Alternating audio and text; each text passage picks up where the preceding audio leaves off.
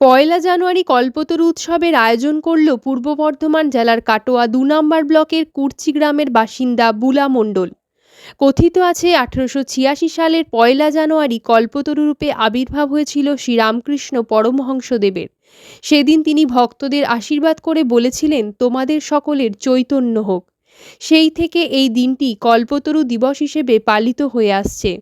বুধবার কল্পতরু উৎসব উপলক্ষে শ্রীরামকৃষ্ণ সম্পর্কিত বিভিন্ন পুজোপাঠ, শ্রীরামকৃষ্ণের জীবনী নিয়ে আলোচনা করা হয়। পাশাপাশি সাংস্কৃতিক অনুষ্ঠান অনুষ্ঠিত হল। উপস্থিত ছিলেন দাইহাট রামকৃষ্ণ সারদা সেবাশ্রম সংঘের সম্পাদক অজয় সাহা, প্রাক্তন প্রধান শিক্ষক উদয়চাঁদ চৌধুরী সহ এলাকাবাসীরা। অনুষ্ঠান সঞ্চালনা করেন প্রদীপ সামন্ত। গান, নৃত্য পরিবেশিত হয়।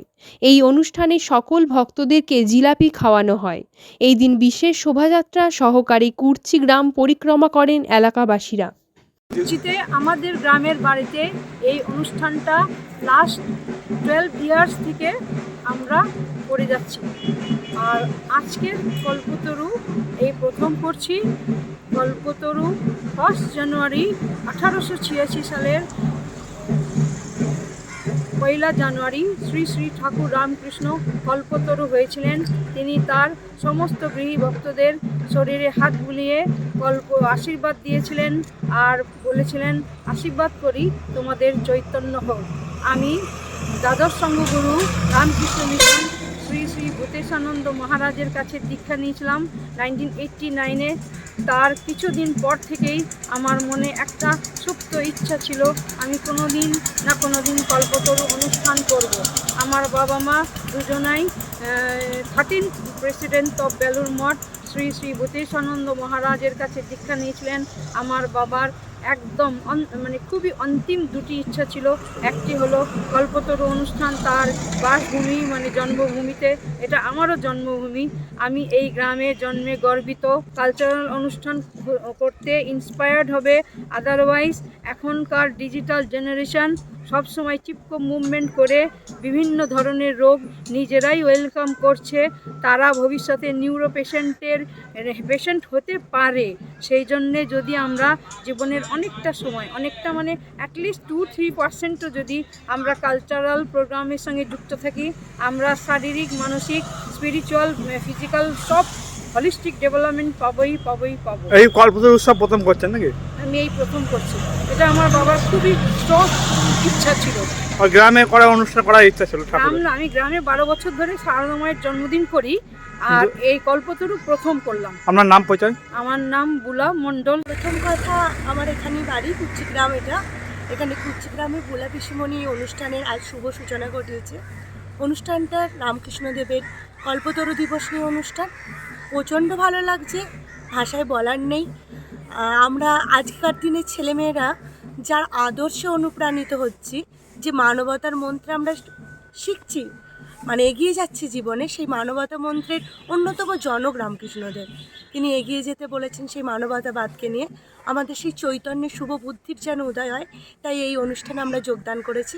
আমরা এগিয়ে কি হচ্ছে এখানে অনেক রকম সাংস্কৃতিক অনুষ্ঠান হয়েছে। স্যারেরা নানান ধরনের রামকৃষ্ণদেবের যে জীবন আদর্শ সেগুলোকে আমাদের সামনে তুলে ধরেছেন। নাচ, গান, কবিতা, বক্তৃতা সব রকম অনুষ্ঠানই মোটামুটি হয়েছে। এই ধরনের সাংস্কৃতিক অনুষ্ঠান আমাদের এই গ্রাম্য পরিবেশে আমাদেরকে বহুত উদ্বুদ্ধ করছে এগিয়ে যেতে।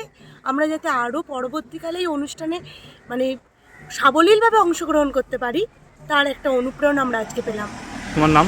আমার নাম বিউটি রুদ্র। আমার এখানেই বাড়ি কুর্চিগ্রাম। গ্রামবাসী হিসাবে তো এই অনুষ্ঠান খুবই আনন্দের, খুবই গর্বের। আমার বন্ধু বুলা মণ্ডল সুদূর সিকিমে শিক্ষকতা করে, সেখান থেকে নারীর টানে, মায়ের টানে, মাটির টানে তার গ্রামে কল্পতরু অনুষ্ঠান করছে। আমি তার ছোটোবেলার বন্ধু, তো আমার তো ভালো লাগবেই।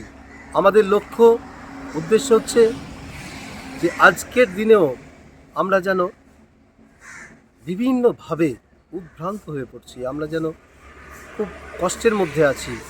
আধ্যাত্মিকতা ছাড়া আমার মনে হয় না একটা জীবন পরিপূর্ণতা লাভ করতে পারে।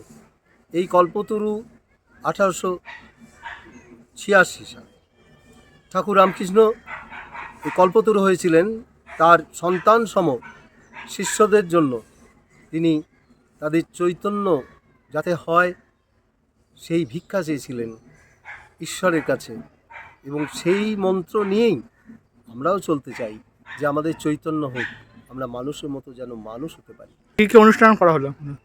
প্রথমেই যজ্ঞাহুতি হয়, অঞ্জলি দেওয়া হয়, তারপরে বেদমন্ত্র দিয়ে অনুষ্ঠানের শুভ সূচনা হয়, গান, বিভিন্ন ধরনের আলোচনা, গ্রাম পরিক্রমা হচ্ছে, আর নৃত্য দেখা যাচ্ছে, নৃত্য অনুষ্ঠানও হলো, নৃত্য অনুষ্ঠানও হয়েছে।